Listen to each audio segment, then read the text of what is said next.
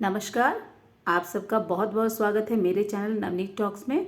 बच्चों, आज हम देखेंगे कक्षा 6वीं की पाठ्य पुस्तक जिसका नाम है वसंत भाग 1 और इस पुस्तक का 10वां पाठ एक कविता के रूप में है जिसका शीर्षक है झांसी की रानी। इस कविता को लिखा है कवित्री सुभद्रा कुमारी चौहान जी ने। आज हम इस कविता के आखिरी कुछ पैराग्राफ्स का भावार्थ देखने जा रहे हैं। इस कविता से संबंधित पहले कुछ जो पैराग्राफ्स थे उनका भावार्थ मैंने पहले ही 3 वीडियो के रूप में दे दिया है, जिनका लिंक भी मैं डिस्क्रिप्शन बॉक्स में डाल दूंगी।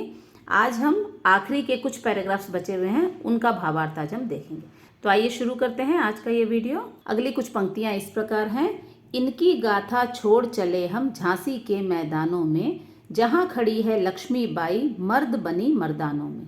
लेफ्टिनेंट वॉकर आ पहुंचा आगे बढ़ा जवानों में, रानी ने तलवार खींच ली हुआ द्वंद्व आसमानों में। जख्मी होकर वॉकर भागा उसे अजब हैरानी थी, बुंदे ले हर बोलों के मुंह हमने सुनी कहानी थी। खूब लड़ी मर्दानी वह तो झांसी वाली रानी थी। इन पंक्तियों में आए कुछ कठिन शब्द हैं, उनका अर्थ इस प्रकार है। गाथा कहानी, मर्द पुरुष, मर्दानों पुरुषों, जवानों सिपाहियों, द्वंद्व युद्ध, असमानों गैर बराबरी वाले, जख्मी घायल, हैरानी आश्चर्य। तो आइए हम इन पंक्तियों का भावार्थ देख लेते हैं। इन पंक्तियों का भावार्थ भी हम फ्लो चार्ट की सहायता से देखेंगे। तो यहाँ पर कहा गया है कि इनकी गाथा छोड़ चले हम। अब ये इनकी जो है, ये वो क्रांतिकारी थे, ये वो वीर थे जिन्होंने सबसे पहले झांसी की रानी लक्ष्मीबाई का साथ देते हुए अंग्रेजों के खिलाफ युद्ध शुरू किया था। इनमें जैसा कि हमने पहले कुछ पंक्तियों में हमने पढ़ा है कि नाना साहेब, तात्या टोपे, अज़मुल्ला खान, ठाकुर कुंवर सिंह, ये सभी अंग्रेजों से लड़ते हुए शहीद हो चुके थे। अब इन्होंने अपनी जो जिम्मेदारी थी वो पूरी कर ली थी। आगे जो झांसी की रानी थी वो झांसी के मैदान में उनकी क्या स्थिति थी, वो क्या कर रही थी, ये देखने के लिए हम चलते हैं झांसी के मैदानों में। तो शहीदों की कहानी छोड़ अब हम झांसी के युद्ध के मैदान में चलते हैं कि वहां पर क्या हो रहा है। जहां खड़ी है लक्ष्मीबाई मर्द बनी मर्दानों में। लक्ष्मीबाई ने भी अंग्रेजों के खिलाफ मोर्चा बांध लिया था। बिल्कुल वो एक वीर योद्धा की तरह तैयार हो चुकी थी अंग्रेजों से लोहा लेने के लिए, अंग्रेजों से युद्ध करने के लिए। और ये जो झांसी का जो मैदान था वहां पर रानी लक्ष्मीबाई पुरुषों की तरह युद्ध करने के लिए बिल्कुल तैयार खड़ी थी। अब इनका जो युद्ध है, इनका जो सामना है वो किनसे होता है। लेफ्टिनेंट वॉकर आ पहुंचा आगे बढ़ा जवानों में। लेफ्टिनेंट वॉकर एक अंग्रेज अधिकारी था जो कि रानी लक्ष्मीबाई से युद्ध करने के लिए उस मैदान में आ पहुंचा था। युद्ध के लिए लेफ्टिनेंट वॉकर वहां आ गया और उसने क्या किया, सैनिकों के बीच से होता हुआ रानी लक्ष्मीबाई की तरफ बढ़ा। भारतीय सैनिकों को मारते हुए, उन्हें घायल करते हुए वो सीधा रानी लक्ष्मीबाई की तरफ बढ़ने लगा। रानी ने तलवार खींच ली हुआ द्वंद्व असमानों में। यहाँ पर रानी भी इस युद्ध के लिए बिल्कुल तैयार खड़ी हुई थी। जैसे ही उसने लेफ्टिनेंट वॉकर को अपनी तरफ आते देखा, रानी ने युद्ध के लिए अपनी तलवार खींच ली थी। यहाँ पर यह भी कहा गया है कि हुआ द्वंद्व असमानों में। द्वंद्व का मतलब है युद्ध, असमान मतलब यहाँ पर पुरुष पुरुष के साथ युद्ध नहीं कर रहा था, बल्कि एक पुरुष जो है उसका जो युद्ध था वो महिला के साथ था। तो इसीलिए यहाँ पर यह असमानता वाला भाव आ गया है कि एक स्त्री जो है उसके साथ एक पुरुष जो है उसका युद्ध चल रहा था, इसीलिए इसे असमान युद्ध कहा गया था।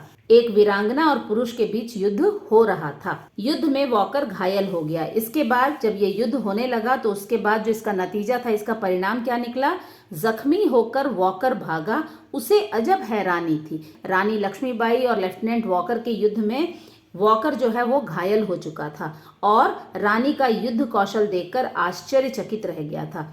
जैसे ही वॉकर जो है वो युद्ध में जख्मी हुआ, वो वहां से जान बचाकर भाग गया। अब यहाँ पर उसे रानी लक्ष्मीबाई का जो युद्ध कौशल था उसे देख करके उसे बहुत हैरानी हो रही थी, क्योंकि ये उसकी आशा के बिल्कुल विपरीत था। उसे लग रहा था कि इस महिला को तो मैं तुरंत ही युद्ध में हरा दूंगा, लेकिन ऐसा नहीं हुआ। अंततः उसे हार माननी पड़ी और वो वहां युद्ध के मैदान से भाग खड़ा हुआ। ये सारी जो वीरता की कहानी है रानी लक्ष्मीबाई की, आज भी बुंदेलखंड के जो हरबोला समाज के लोग हैं वो गीतों के माध्यम से हमें सुनाते हैं। इसके बाद की जो कुछ पंक्तियां इस प्रकार हैं। रानी बढ़ी कालपी आई, कर 100 मील निरंतर पार, घोड़ा थक कर गिरा भूमि पर, गया स्वर्ग तत्काल सिधार। यमुना तट पर अंग्रेजों ने फिर खाई रानी से हार, विजयी रानी आगे चल दी, किया ग्वालियर पर अधिकार। अंग्रेजों के मित्र सिंधिया ने छोड़ी राजधानी थी, बुंदेले हर बोलों के मुंह हमने सुनी कहानी थी। खूब लड़ी मर्दानी वह तो झांसी वाली रानी थी। इन पंक्तियों में आए कुछ कठिन शब्दों के अर्थ इस प्रकार हैं: निरंतर, लगातार, भूमि, जमीन, स्वर्ग सिधारना, मर जाना, हार, पराजय, तत्काल, तुरंत, अधिकार, कब्जा, विजयी, जीतना, राजधानी, राजधानी। तो आइए देख लेते हैं इन पंक्तियों का भावार्थ। अब यहाँ पर लेफ्टिनेंट वॉकर को हराने के बाद रानी वहां रुकी नहीं, बल्कि वो 100 मील की यात्रा करके, लगातार यात्रा करके वो कालपी पहुंच गई। यहाँ पर 100 मील की लगातार यात्रा करके रानी कालपी पहुंच गई। लेकिन यहाँ पर 100 मील तक घोड़े पर सवार होकर के जब वो कालपी पहुंची, वहां पर इस लंबी यात्रा के कारण घोड़ा थककर गिर पड़ा। यहाँ पर जो उनका घोड़ा था वो इस 100 मील की निरंतर यात्रा करने के कारण बहुत थक चुका था। इसके कारण वो मूर्छित होकर जमीन पर गिर पड़ा और देखते ही देखते तुरंत ही वह मर भी गया। तो ये जो था, ये एक बहुत बड़ा आघात था रानी के लिए, बहुत बड़ा दुख था रानी के लिए। अब इसके बाद है यमुना तट पर अंग्रेजों ने फिर खाई रानी से हार। यहाँ पर अंग्रेज जो थे वो अब भी रानी का पीछा कर रहे थे और यहाँ पर यमुना के तट पर अंग्रेजों ने फिर से रानी के साथ युद्ध करना शुरू कर दिया और यहाँ पर भी वे रानी से हार गए। यमुना के तट पर रानी ने अंग्रेजों से युद्ध किया, अंग्रेज फिर से रानी से हार गए। अब यहाँ पर अंग्रेजों को हराने के बाद रानी फिर से वहां रुकी नहीं, बल्कि वो और भी आगे बढ़ती चली गई। इसके बाद रानी कहाँ गई? विजयी रानी आगे चल दी, किया ग्वालियर पर अधिकार। वहां से वो ग्वालियर पहुंची। ग्वालियर पहुंच करके उन्होंने ग्वालियर पर भी अधिकार कर लिया। ग्वालियर पर रानी ने अधिकार जमा लिया, ग्वालियर के महल को भी अपने कब्जे में ले लिया। आगे देखते हैं। अंग्रेजों के मित्र सिंधिया ने छोड़ी राजधानी थी। यहाँ पर ग्वालियर पर उस वक्त सिंधिया जो है उनका राज था, सिंधिया वहां के राजा थे। अब यहाँ पर ग्वालियर पर जैसे ही रानी का अधिकार हुआ, ग्वालियर के राजा सिंधिया अंग्रेजों के मित्र थे और यही कारण था कि ग्वालियर पर रानी का अधिकार होते ही सिंधिया ने ग्वालियर छोड़ दिया था। इस तरह से युद्ध करते करते रानी इतनी दूर निकल आई थी, उन्होंने ग्वालियर पर भी अपना कब्जा कर लिया था और बहुत ही बहादुरी के साथ वो अभी भी लड़ रही थी। तो यहाँ पर रानी की इस बहादुरी, रानी की इस वीरता की कहानी आज भी बुंदेलखंड के जो हरबोला समाज के लोग हैं वो गीतों के माध्यम से करते हैं। तो आइए देखते हैं आगे की कुछ पंक्तियां। विजय मिली पर अंग्रेजों की फिर सेना घिर आई थी, अब के जनरल स्मिथ सन्मुख था उसने मुंह की खाई थी। काना और मंदरा सखियां रानी के संग आई थी, युद्ध क्षेत्र में उन दोनों ने भारी मार मचाई थी। पर पीछे यूरोज आ गया, हाय घिरी अब रानी थी, बुंदेले हर बोलों के मुंह हमने सुनी कहानी थी। खूब लड़ी मर्दानी वह तो झांसी वाली रानी थी। इन पंक्तियों में आए कुछ कठिन शब्द के अर्थ इस तरह से हैं। घिर आई, घेर लेना, अब के, इस बार, सन्मुख, सामने, मुंह की खाई, हार जाना, संग, साथ में, सखियां, सहेली। तो आइए हम इन पंक्तियों का भावार्थ देख लेते हैं। विजय मिली पर अंग्रेजों की फिर सेना घिराई थी। रानी को विजय मिल चुकी थी। दो बार रानी ने जो अंग्रेज के जो सिपाही थे और अंग्रेज के जो अधिकारी थे उन्हें वो हरा चुकी थी। तो रानी बार बार विजयी हो रही थी। अंग्रेजी सैनिक ने फिर उन्हें घेर लिया, लेकिन अंग्रेज जो थे वो रानी का पीछा नहीं छोड़ रहे थे। रानी के पीछे वो लगातार आ रहे थे और जब भी मौका मिल रहा था वो रानी को घेर कर युद्ध कर रहे थे। अंग्रेजी सैनिकों ने फिर से रानी को घेर लिया था। अब की बार जो अंग्रेज अधिकारी था वो था जनरल स्मिथ। अब जो है रानी का सामना जनरल स्मिथ से था। आमने सामने दोनों युद्ध के लिए बिल्कुल तैयार खड़े हुए थे, लेकिन यहाँ पर उसने मुंह की खाई। यहाँ पर जनरल स्मिथ जो है वो भी रानी से युद्ध में हार चुका था। काना और मंदरा सखियां रानी के संग आई थी। तो यहाँ पर रानी जो है वो अकेली नहीं थी, बल्कि रानी के साथ काना और मंदरा नाम की उनकी 2 सहेलियां थी, वो लगातार रानी के साथ बनी हुई थी और ये दोनों रानी की परम सहेलियां थी। काना और मंदरा ने भी घमासान युद्ध किया था। युद्ध क्षेत्र में उन दोनों ने भारी मार मचाई थी। यहाँ ऐसा नहीं था कि सिर्फ रानी लक्ष्मीबाई ही युद्ध कर रही थी। काना और मंदरा जो थी उन्होंने भी युद्ध जो भूमि थी या युद्ध का जो मैदान था वहां पर बहुत ही घमासान उन्होंने युद्ध किया था। लेकिन इसके बाद एक दुर्भाग्यपूर्ण घटना घटी। पर पीछे यूरोज आ गया, हाय घिरी अब रानी थी। लेकिन तभी एक दूसरा अंग्रेज अधिकारी जिसका नाम यूरोज था, उसने छल से आकर के रानी को घेर लिया। रानी जो है वो दुश्मनों के बीच घिर गई थी और ये सारी जो कहानी है आज भी हरबोला समाज के जो लोग हैं वो रानी का जो गुणगान है वो आज भी गीतों के माध्यम से करते हैं। आगे की पंक्तियां इस तरह से हैं। तो भी रानी मार काट कर चलती बनी सैन्य के पार, किंतु सामने नाला आया था यह संकट विषम अपार। घोड़ा अड़ा नया घोड़ा था, इतने में आ गए सवार। रानी एक शत्रु बहुतेरे, होने लगे वार पर वार। घायल होकर गिरी सिंहनी, उसे वीर गति पानी थी। बुंदेले हर बोलों के मुंह, हमने सुनी कहानी थी। खूब लड़ी मर्दानी, वो तो झांसी वाली रानी थी। यहाँ पर इन पंक्तियों में आए कुछ कठिन शब्दों के अर्थ इस तरह से हैं। सैन्य सेना, संकट परेशानी, विषम कठिन, अपार जिसे पार न किया जा सके, अड़ा रुक जाना, सवार घुड़सवार, शत्रु दुश्मन, बहुतेरे बहुत सारे, वार हमला, सिंहनी शेरनी, वीरगति शहीद होना। तो आइए हम देख लेते हैं इन पंक्तियों का भावार्थ। अब यहाँ पर जो रानी थी उसे अंग्रेज अधिकारी ने अपने सैनिकों के साथ घेर लिया था, लेकिन रानी जो है उन्होंने हार नहीं मानी थी। रानी वीरता से लड़ती रही और दुश्मन सैनिकों को पीछे छोड़ आगे बढ़ गई। मार काट चलती बनी सैन्य के पार। अब यहाँ पर जो अंग्रेज सैनिक थे उन्हें मारते हुए, अपना बचाव करते हुए वो आगे बढ़ती जा रही थी, लेकिन यहाँ पर एक बहुत ही दुर्भाग्यपूर्ण स्थिति उनके सामने आ गई। वो क्या था? किंतु सामने नाला आया, एक बहुत बड़ा सा नाला, गंदे पानी की निकासी के लिए जो नाला होता है, बड़ा सा चौड़ा सा नाला वहां सामने था और इसे पार करना उनके लिए बहुत ही मुश्किल हो गया था। सामने एक चौड़ा और गहरा नाला आ गया था। यह उनके लिए कठिन संकट बनकर के सामने आ चुका था। ये कठिन संकट क्यों था? घोड़ा अड़ा नया घोड़ा था। जैसा कि हमने पहले पढ़ा है कि उनका जो घोड़ा था वो 100 मील की लगातार यात्रा करने के कारण थक चुका था और गिरकर उसकी मृत्यु हो गई थी। तो यहाँ पर रानी ने दूसरा एक नया घोड़ा लिया था जो कि इस तरह की परिस्थिति से पहले नहीं गुजरा था, और वो जो है घोड़ा इतने चौड़े नाले को अपने पीठ पर बैठी रानी लक्ष्मीबाई के साथ पार करने में सक्षम नहीं हो पाया। वो इतने चौड़े नाले को पार नहीं कर पाया। इतने में आ गए सवार। इसी मौके का फायदा उठाकर जो अंग्रेज सैनिक थे और जो अंग्रेज थे वो आकर के उन्होंने रानी को बिल्कुल घेर लिया। अब यहाँ पर रानी का घोड़ा वहीं पर अड़ गया, क्योंकि घोड़ा नया था और नए होने के कारण वो नाला पार नहीं कर पाया। इस मौके का फायदा उठाकर अंग्रेज जो सिपाही थे और अंग्रेज जो अधिकारी थे वो वहां पर आ पहुंचे। रानी अकेली थी, शत्रु अनेक थे।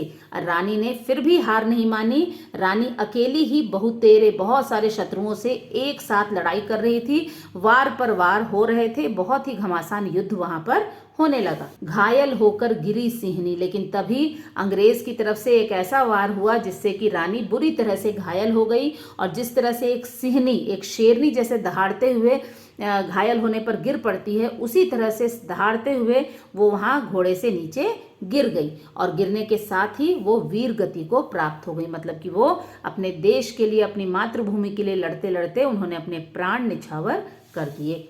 तो यहाँ पर शेरनी के समान रानी घायल होकर गिर पड़ी और वीर गति को प्राप्त हो गई। इस तरह से रानी लक्ष्मीबाई ने बलिदान का रास्ता चुना, लेकिन उन्होंने अपने मान सम्मान को नीचे नहीं आने दिया। उन्होंने अपने मान सम्मान, अपने देश, अपनी धरती की रक्षा करने के लिए अंग्रेजों से आखिरी सांस तक वो लड़ती रही और अंत में वीर गति को प्राप्त हो गई। रानी की इस वीरता, इस बहादुरी का गुणगान आज भी हरबोला समाज के लोग गीतों के माध्यम से किया करते हैं। तो आइए देख लेते हैं आगे की कुछ पंक्तियां।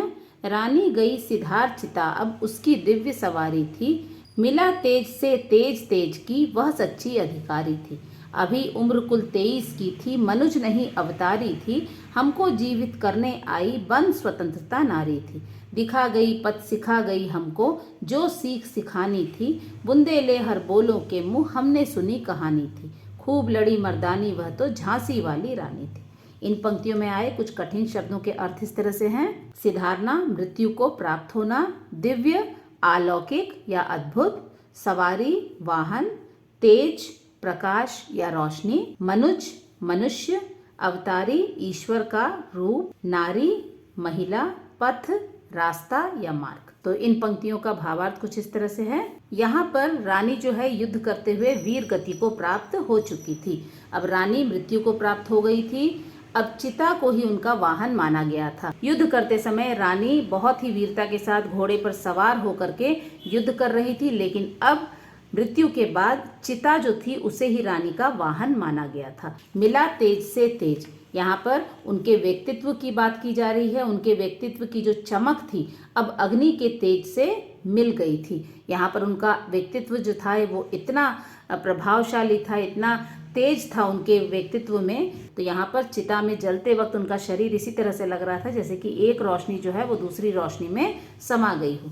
इसी सम्मान की वह अधिकारी भी थी और ये जो उनको मान सम्मान मिला था मृत्यु के पश्चात भी, उस चीज की वो सच्ची अधिकारी भी। अभी उम्र कुल 23 की थी। 23 वर्ष की अल्पायु में अद्भुत साहस का परिचय दिया। अब यहाँ पर जब रानी वीर गति को प्राप्त हुई थी तब उनकी आयु सिर्फ 23 वर्ष की ही थी और इसी छोटी सी उम्र में उन्होंने अद्भुत साहस का परिचय दिया था। और उनको देख करके लगता था कि वो कोई मनुष्य, साधारण मनुष्य नहीं है, बल्कि वो कोई अवतारी है, मतलब कि कोई ईश्वर का रूप धारण करके किसी मनुष्य ने धरती पर जन्म लिया हो।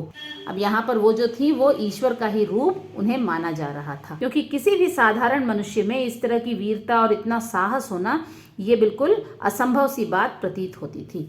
हमको जीवित करने आई बन स्वतंत्रता नारी थी। अब यहाँ पर ऐसा माना जा रहा है कि स्वतंत्रता की देवी बनकर वो हमारे मन में क्रांति की ज्वाला जगा गई थी। हम जो गुलामी की जंजीरों में जकड़े हुए थे उस जंजीर को वो तोड़ने आई थी। हमें यह बताने आई थी कि किस तरह से अपने हक के लिए, अपने मान सम्मान के लिए हमें अंग्रेजों से युद्ध करना है। और ये क्रांति की ज्वाला जो है उन्होंने हमारे मन में एक स्वतंत्रता की देवी बन करके उन्होंने जगा दी थी। हमें स्वतंत्रता पाने का रास्ता भी उन्होंने दिखा दिया था। दिखा गई पथ सिखा गई हमको जो सीख सिखानी थी। अब यहाँ पर उन्होंने हमें क्या सिखाया था कि अपने मान सम्मान, अपने हक के लिए हमें कभी भी पीछे नहीं हटना चाहिए। हमें स्वतंत्रता पाने का रास्ता भी उन्होंने दिखा दिया था। हमें जो शिक्षा देनी थी वो देकर वो चली। ऐसा लगता था जैसे कि ईश्वर ने उन्हें ये संदेश देने के लिए, ये शिक्षा देने के लिए इस धरती पर भेजा था। और जैसे ही उन्होंने स्वतंत्रता प्राप्ति का पाठ हमें पढ़ा दिया, ऐसा लगा जैसे कि उनका काम पूरा हो गया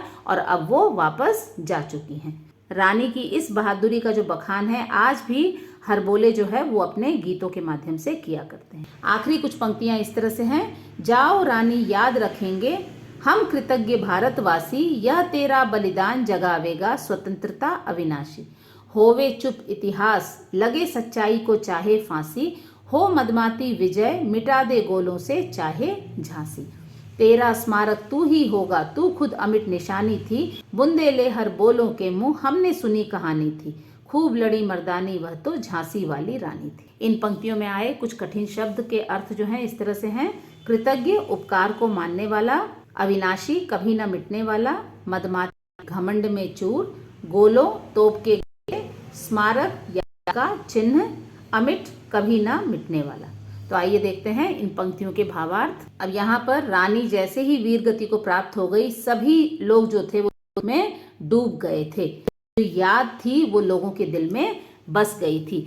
अब यहाँ पर रानी के प्रति अपनी श्रद्धांजलि अर्पित कर रहे थे। सभी लोग नम आंखों से रानी को अपनी श्रद्धांजलि अर्पित कर रहे थे और श्रद्धांजलि के रूप में उन्होंने क्या कहा कि भारतवासी लक्ष्मीबाई का उपकार हमेशा याद रखेंगे।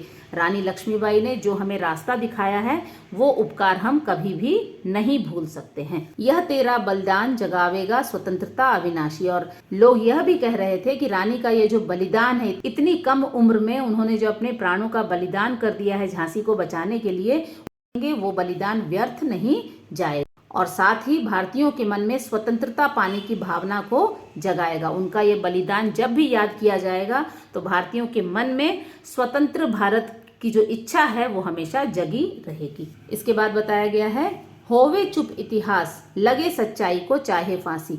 चाहे इतिहास में रानी के वीरता का बखान हो या ना हो, यदि इतिहास में तुम्हारे इस बलिदान की चर्चा ना हो, यदि अंग्रेज ईर्ष्यावश हमारे भारत का जो इतिहास है उसमें रानी लक्ष्मीबाई के बलिदान की चर्चा ना भी करें, इसके साथ ही तुम्हारी वीरता की कहानी को मिटाने का प्रयत्न किया जाए, अंग्रेज जो है अपनी कमियों को, अपने हार को छुपाने के लिए यदि वो तुम्हारी वीरता की कहानी को मिटाने का भी प्रयत्न करें, अपनी जीत की खुशी में अंग्रेज झांसी का नामो निशान मिटा दें। और यहाँ पर अंग्रेज जो अब उनकी जीत हो चुकी है रानी लक्ष्मीबाई के वीर गति प्राप्त होने के बाद, और हो मदमाती विजय, मिटा दे गोलों से चाहे झांसी। भारतीय लोग कह रहे हैं कि झांसी जो है उसका नामो निशान मिटा दें। और इसके साथ यदि तुम्हारी याद में कोई स्मारक न बनाया जाए, बलिदान को याद करते हुए यदि तुम्हारी याद में कोई स्मारक न बनाया जाए, तब भी तुम स्वयं व तुम्हारी वीरता की गाथा हमारा स्मारक होगा। तुम्हें याद करने के लिए हमें किसी स्मारक की जरूरत नहीं है। तुम्हारा जो बलिदान है, तुम्हारी जो वीरता की गाथा है, तुम्हारी वीरता की जो कहानी है, वो स्वयं ही एक स्मारक के रूप में हमारे दिलों में बस जाएगा। इसके लिए किसी स्मारक के निर्माण की आवश्यकता बिल्कुल भी नहीं है और इसे कोई भी मिटा नहीं सकेगा। हमारे दिलों में जो तुम्हारे प्यार और वीरता और साहस का जो स्मारक बना हुआ है, उसे कोई भी मिटा नहीं सकता।